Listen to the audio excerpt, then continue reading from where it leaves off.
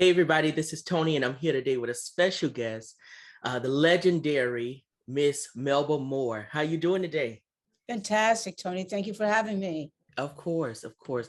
I think this is like your second or third time doing an interview with me, so you're already family to me. So welcome back, not welcome. I'm glad to see you. You're looking good. I hope feeling good, of course. Feeling great. Wonderful. So I definitely want to talk about the new music that you got out, a new album rather, Imagine. So if people don't know, you put a new album out earlier this year. And I just want to talk about that a little bit to let people know, what you're bringing to the table again. So the album, like I said, it's called Imagine. It has 10 tracks. And I understand your daughter, Charlie, helped put this together with you. She did, yes. It was her conception and she brought it to me. And then eventually she kind of helped me put everything together. And it's going to be on her entertainment company and her recording label. So we're going to launch her while we launch me. That's right. That's right. But it's only natural, though. I think, or I would assume so, because, you've been an artist for a very long time, along with being a producer and many other things, management, along with, her father, of course, who's been in the industry before and probably still is. But so I think it's only natural that she would start to do that kind of thing. I'm not surprised by it, I should say. Yes. Yes. So how does it feel now to record for you, especially coming out of the pandemic and everything? What was this process like for you recording? It's probably more natural than anything else because everything that was normal or natural fell apart. Wasn't. So like everybody's like on the same level. Yes.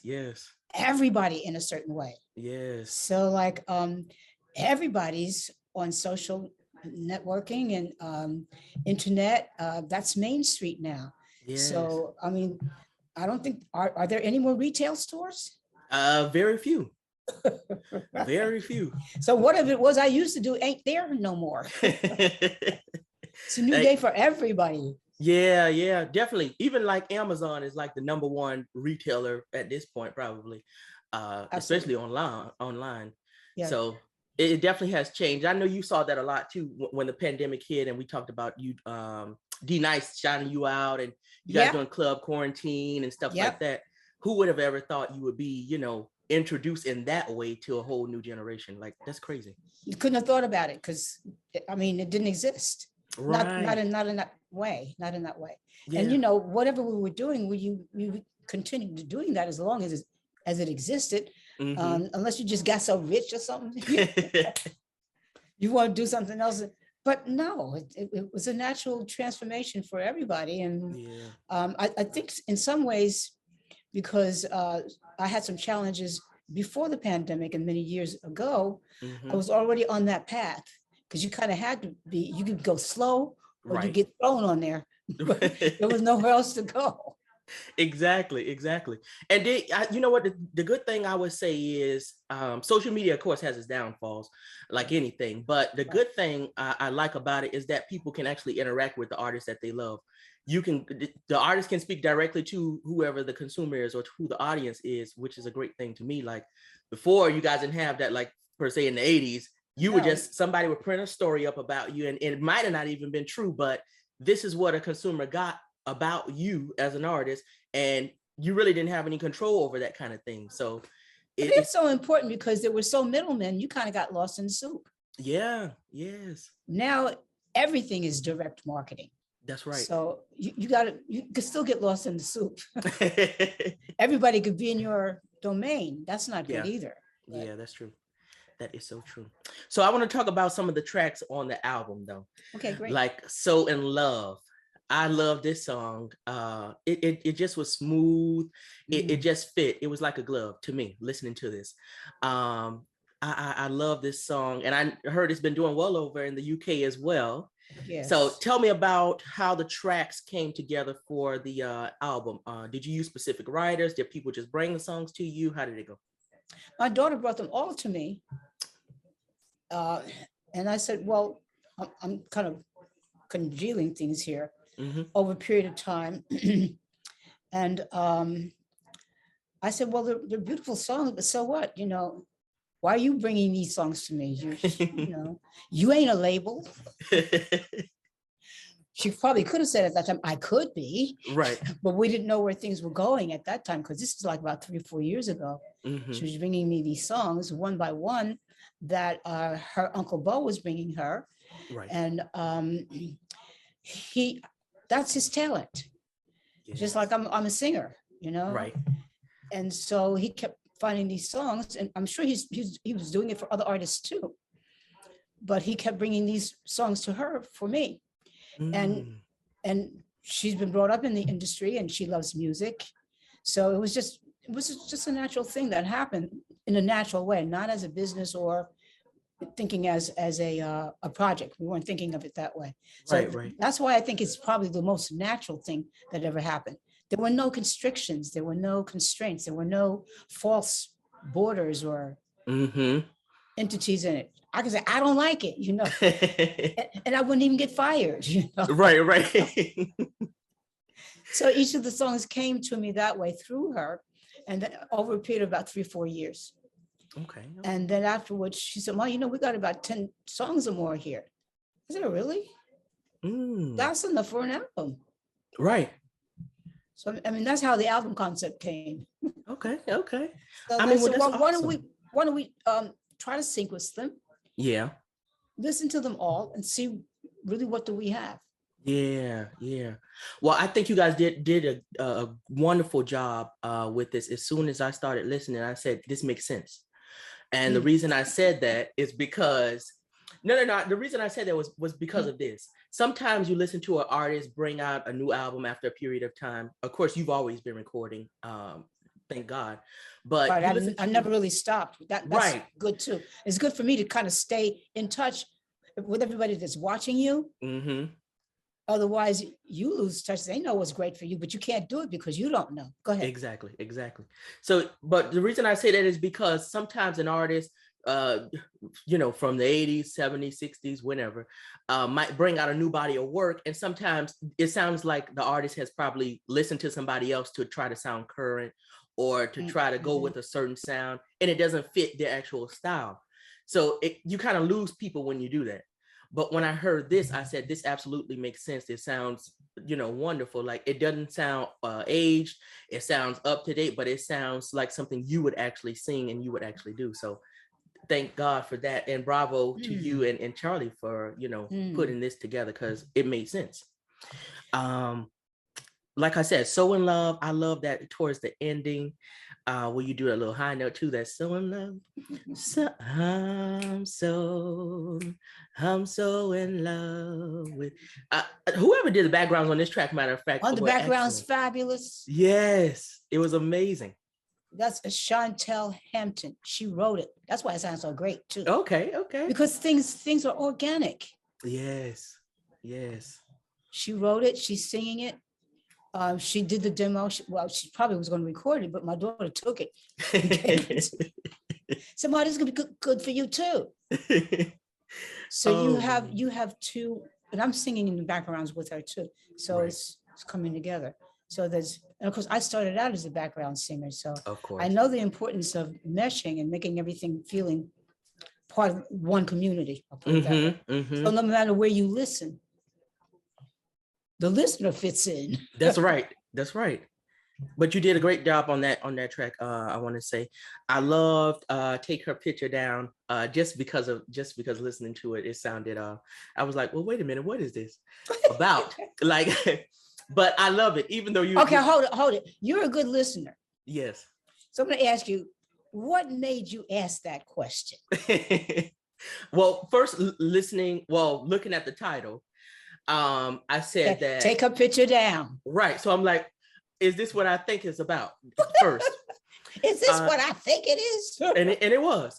But the way that you did it, it made sense. It was really like a smooth approach to telling somebody that, you know, in real life, we tell somebody that it might not end up that way. But right. But you did a wonderful approach through music, saying that, and listening to it, you don't have to take everything literal, of course, but listening to it, it was like, okay, I understand now, I get it, it makes sense. So I love that one as well. And for Forever, could I just make a comment on that for people who haven't heard the song? Of course. It's a very kind of sassy little jazzy little muted trumpet sound. Mm-hmm. Take the picture down. Sweet little kind of attitude. So I think that helps you say, oh, what just like So in Love, it's sweet and smooth and got the nice little boom boom underneath it. So that's right. It's romantic. That's feels right. Everything says it's romantic. And everything about Take a Picture Down, including the title, says sassy. I might tell you something you might not want to hear. With joy. Go ahead. That's right. That's right. The way you say it, though, somebody will listen. Trust me. I loved Forever too, which was kind of like a thank you song. I really love that. Just listening to your intro on that talking part, and then coming in singing, I was like, okay, I love that. Just giving thanks. I'll just say that I think the beginning says diva. Is that the one? Yep. Well, I don't know about all that. Mm-hmm. But I do know, if it wasn't for you, I wouldn't have any of the things that I have. So I'm going to say thank you, and I'm speaking. I'm not singing yet. So yeah. We're trying to set you up. Mm-hmm. You did it perfectly though, because a lot of times I've heard numerous interviews that you've done over the years, and people always ask you about that kind of stuff, about being a diva and this and that. And I always hear your response, which is kind of like, no, that's not me, So hearing that track and that being put in, it was like, okay, this is you, So I loved that. And I loved, it was another one. Well, let me also say, Janice Dempsey and Danny Pickering, her husband, wrote that for me, because it's not R&B. It sounds kind of theatrical. Right. Well, kind of, when I say theater, I mean kind of Broadway-ish. Mm-hmm. Is that like Black-ish? So they gave that whole theater musical type of feeling. Yes. So that I could sing it in that expression. Yes. I'm not a composer, so I kind of appreciate when people kind of hand make things that suit me so well, then I can express myself, because they don't do that. I might not be able to sing the song because I'm not a composer. Mm-hmm. So I want to say thank you to Janice Dempsey. Yes, shout out to all the writers, all the producers, and all those people, not only on this album, but in the world. I think now we're starting to get a little more deeper into albums and songs, that we start to look for that stuff a little bit more, because before, back in the day, you had album liner notes that people can read. Yes. And now you don't necessarily have that, because everything is kind of like digital and that kind of stuff. But now I see too, I'm just interjecting with you, that people are starting to request the material so they can have something to hold in their hands and to actually read and to keep. Yes. And a lot of some of the artists, even the bigger artists too, matter of fact, are like releasing vinyls of some of their albums, and those are selling out. Like people are requesting them. Yeah, who would have thought though that this would be the format? It may also have something to do with the sound of the quality of the music. Yeah, absolutely. It might be reminiscent of what we used to hear, because I'm sure technically is as good or better than it was. Right. But they don't have... Let me put it this way: everything old ain't bad. That's right. That's right. I think now is the time that people have realized, though, that is the case, that we can learn from this. There's something to take away from this, like in everything, because it's not necessarily old. And if you think about it, a lot of the artists now are really taken from a lot of the songs from not only the 90s, but the 70s, the 80s. I even heard one from like the 60s. So you really got to be tuned in now, because people are starting to tap into that stuff a whole lot more. It's crazy. It's a good thing to me, especially if you can I'm sure it is. It's not just music. It's our life. Because Yes. if you don't know what happened before, then you're probably going to make the same mistakes you did before. Not that we're going to erase everything, but when we lay it out so you can kind of experience it a little bit like it was before, you can apply it to yourself and what parts of you want, you can reject it, but you made the choice. So you don't have a middleman. That's right. That's right. I seen you commenting on Robin S. being sampled on Beyonce's song, Break My Soul. And a lot of people didn't understand the business side of that, as far as you being a writer and getting paid and you being an artist and not necessarily being paid because it's not technically your song in that way. But overall, business-wise, I've noticed that you have gotten really sharp as well too, but you always had a business sense. You done well, no, I didn't, but I learned the hard way. You have to, I don't care what you do, there has to be a business side. It's like two sides of whatever it is, it doesn't matter what it is. Just selling papers. Yes. Well, whatever it is, first of all, there has to be a sale. That's right. That's right. There has to be money exchanged. That's right. So if you don't learn that part and you miss that part, you won't have the other part. Come on. Because whoever owns that part kind of stole it from you, or they didn't mean to, but they did. Yeah. You have to know that and own that part, or you lose it. That's right. That's right.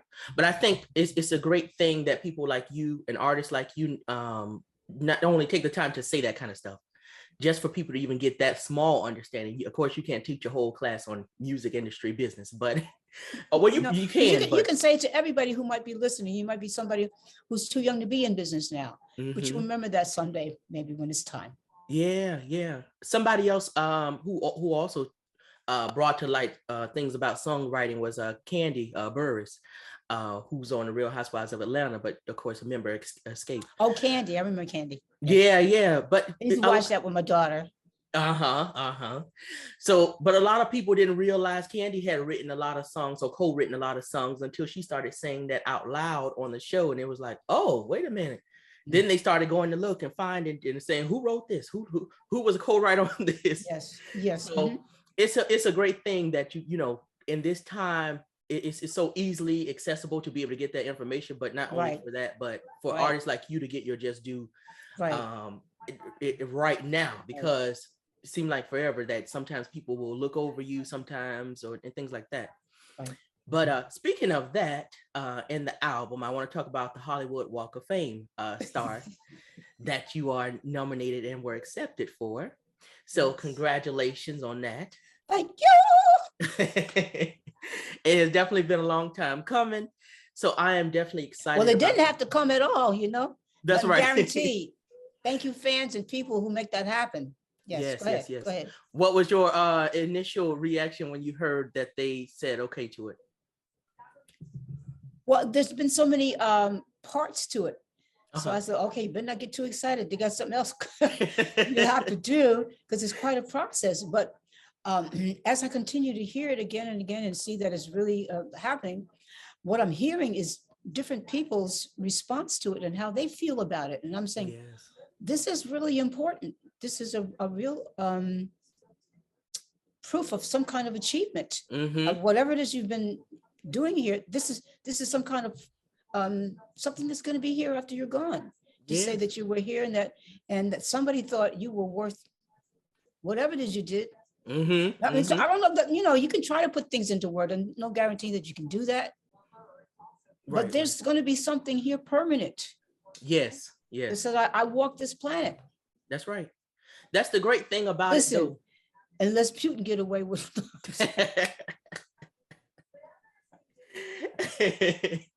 and they revoke our rights with that too. Exactly. I'm saying nothing's guaranteed, but you get to be really impressed with what an achievement you've been allowed to take credit for. I'll put it that way. Yeah. That's so important. It's so important, at least to me. I would say, and I'm sure to a lot of people, a lot of fans of yours as well, because you have literally done almost everything that there is to do, especially in the genre, or not the genre, but the area of music. For one, you have recorded in almost every genre, from pop to R&B to gospel to even rock. where you were nominated for a Grammy with Read My Lips. So well, don't forget Les Miserables, which is kind of semi-classical. Right. You pretty much done it all, and then you've done not only TV, but you've done film, you've done Broadway. So you really done everything there is to do almost. So give me something, right? That's right. No, give me something permanent. Yeah. That's right. There you go. But I'm happy to hear about this. And for people who don't know, you're going to be inducted in the 2023 class with people like Ludacris, Martin Lawrence, Charlie Wilson, Lenny Kravitz. I see Sheila E. on the list. And Pentatonics. And Juanita Moore is getting one as well, of course, posthumous. But that's a set of great talent, I should say. Yes, not even amazing. Just stars, but talent. Yes. So congratulations on that. And I want to mention as well that there is a GoFundMe that's been authorized by you all for people or fans to raise the money for the star, because stars aren't cheap, guys. So yes, I want to mention that. And I will post a link once I post this video for the GoFundMe as well for people to donate. These stars cost thousands of dollars to be installed and made, so we do need to help out here. So please donate if you can. Thank you. Yes. So again, I want to talk about the album really quickly before we go. Where can people purchase it? Matter of fact, let me talk about that. All right. I know it's Amazon.com, all the platforms. Okay. All these social networking platforms. It's on downloading and streaming. And it's a whole album. That's right. Yeah. And of course, melbamore.com, my website. And you can reach me on Instagram and Melba1More. Yes. And there'll be some more platforms because I'm going to have some more merchandising added to my little list of things I'm going to be selling. Yeah, I noticed people have not quite ready yet. Yeah, they fell in love with that more, like merchandise, and I noticed that with a lot of artists. Dr. Albert, Lewis 123 Leo. F. I'm sorry, I'm going to turn this off. No, that's fine. But I noticed people have started to love merchandising more from artists. Even what some call older artists, they really starting to get into that, whether it's, t-shirts or anything with just a saying on it. So I definitely hope that people see this and tap into that to be able to expand their brands now. Yes. So that's always good for all of us. Yes. Yeah. And speaking of So in Love on the album is called Imagine, guys. It's 10 tracks. Go and purchase it. Please go and support. But one of the tracks on there is called So in Love. So that's why I'm mentioning that. But speaking of that, I just thought that Jennifer Holiday has one called So in Love as well. She just released not too long ago, which was funny. I heard it was good. Yeah, it was. It's awesome to see you guys still do what you do and do it well. Good. So you're absolutely amazing in that aspect. Like I said earlier, you pretty much done everything there is to do. Is there anything on your list that you want to cross off still at this time that you haven't done? Well, the thing that I haven't done has been consistent. I mean, I'm always having something up and out, but I want to put out a few films, every time I get ready. I'm going to do some more theater. Okay. And maybe every once in a while come out with something and continue to be consistent, because I haven't had consistent management. If you don't understand how the business works of it, that's going to be shaky. That's right. But now that we're getting that solid, then whatever it is I'm doing, you'll hear from me periodically. And then I'm going to get by this big mansion and I'm going to give parties. Okay. I'm going to give listening parties. I'm going to give merchandising parties. I'm going to give, I'm going to give parties. I'm going to get, and in some parties, I'm just going to dress up and invite people. There you go. And have tea and crumpets. Have some fun. And of course, I'm always going to be raising fund for people who need stuff. Yes. That's kind of what I like to do now. So, when you get to the point where you don't have to work all the time, mm-hmm. and choose what you want to do, I'm going to have some great producers and collaborators. Yes. To co-produce films and television and videos and things for me, so that I have a great team. Because when you don't have the business right, you don't have the team right. And of course, I'm not a songwriter. I'm not some of these other things. So I'll have teams of people doing these things. I Of just course. give parties. Well, if I know anything about you, they'll definitely most be not only star-studded, but I know they'll be worth something. So Yeah, I and definitely they're going to be fun. We're going to have fun. Yeah, And yeah. wait a minute, clean fun, That's right. non-violent fun. That's right. That's right. So speaking of that, you reminded me of the Oprah's Legend Ball that you guys went to. Yes, like Oprah's. I want to be the next Oprah. And well, she worked so hard to do what she's doing. I don't want to work that hard, but some of the things that she's done, I want to do. She's our first lady in that category. Yeah, yeah. Oprah has definitely raised the bar a lot of times though, and that's what people I think respect more than ever now. With her doing that kind of stuff, because it's not often that you have seen somebody pull all these kind of legends together and say thank you to them and pull other, semi-legends with them. So and she does it. You're mentioning the Legends Ball, but she's done it with journalism. That's right. That's what I want to do. I want to raise the bar. Yes. Well, you consistently done that to me in your career overall, because I don't know somebody I can think of off the top of my head who has done a variety show, who has done stage in Broadway multiple times, who has turned around and recorded, and then not only recorded, but has had success in almost every genre. You turn around and you did film with Fighting Temptations, and you had another film as well that you had success in. So it might not come at one time, but you definitely had success over time within every area. I don't know one person that I can think of off the top of my head that has done that.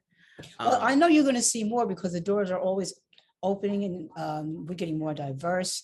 And it is America. And I know they didn't mean it to be, but it is the land of the free. Right. God has set us free, and whom God has set free, you are free indeed. So it's going to be more for everybody. And so we want to keep setting the bar higher. Yes. I want to mention your past albums really quick too. Not that far back, but The Day I Turned to You, you had out just a few years ago. Yes. And that's a gospel album or sacred album. Yeah. Yes. And Forevermore, you had out in 2016, I think it was. As well, which was all great bodies of work and recent, I would say. So please make sure you guys check that out as well. Not only the new album. Thank you. You always put in the work, but I know people always love those dance hit like Love Comin At Ya and all you stepped into my life. That's right. You stepped into my life is one of my favorites, though. I got to tell you. As soon as could I ask you why? I think I know why, but why? Yeah. But as soon as I hear the instrument in the beginning, that I know. It's that bass line, ain't it? Yes. It's a bass line, and then down. It's like, before you even hear me, you like it. You know why? Yep. That's Gene McFadden and John Whitehead. That's why. But it's a combination of them and the Bee Gees, their music. Yeah. And McFadden and Whitehead's arrangement. Mm-hmm. And then my little voice come in. Yes. You know what? That's crazy because depending on the song, you don't even have to have a whole lot of lyrics. But if you have that music right, if you set up, that's it. You have to have the right setup. And then of course it has to fit the artist. That's right. Right. But as soon as you come in, it makes it that much sweeter, like a cherry on top. That it's over with right there because you already know that you're in for a party. Gene always produced my vocals. Okay. So he said, "Sing this, Mel." Sing it like this, Mel. Oh wow! But you have people with tender loving care and just genius in these little details. It's like you knitting or crocheting something. Yes, but that's what's so great about having somebody know you too, or at least having listened to you and studied you somewhat to be able to give you that direction to know where they're going on. Right. It really helped me develop my style for R&B and recorded music. And every genre does. Getting on the stage and learning how to act on the job in hair in a production that broke all the rules. They had a Black Southern woman, ghetto woman playing Abraham Lincoln. That's right. So you could experiment. You could try to figure out and find out on the stage what works and what's going to work for you. Right. And so that then that happened for me too in Pearly, where I didn't know how to act, but the lady who raised me was an orphan, illiterate domestic from the South. So Yes. she was who I mimicked. And then I was still developing my voice. And so they didn't hear me sing when I auditioned for them. Right. But the one song, the title song, kept stopping the show. So then they wrote "I Got Love for Me." So we want you to hit that note that you hit in that other. So they started helping develop my song style. Yeah. Yeah. Well, you definitely have done the homework, I would say, on doing that kind of thing and in developing your voice, period. Yeah. Coming from being a school teacher and having a musical background with your mother and your stepfather and your father, that of course laid the foundation, but you really did the work to be able to hone in on your craft and make your voice that much better, especially with those long notes that you hold out that nobody can seem to hit today. I've seen you put out the challenge on Instagram and nobody was up for it. So you obviously set it too high at this point. We got to give you something to try for, you know. Yeah.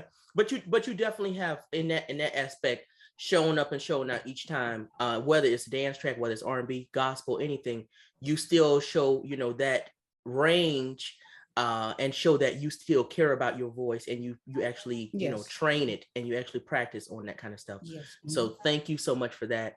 I have to mention Lift Every Voice and Sing. Oh, great. Of course, especially during the times that we in, and so many people are talking about doing a Black this or a Black that. Yes. But you are one of the first people to do that and not only do it, but record it. And to then have others like, you know, huge stars like BB and CC, the Clark sisters, Dionne Warwick, everybody. You had everybody. I can't even name everybody. So you literally had the whole industry. We had Stevie Wonder. We had Take Six. Yes. We had Stephanie Mills. Yes. Debbie Allen directed the video. Lou Gossett did the narration. Yep. Jesse Jackson did the audio narration. We had stars from every field of community. Yes. But that's a blessing to be able to have all those people come together and be able to sing, you know, that kind of song.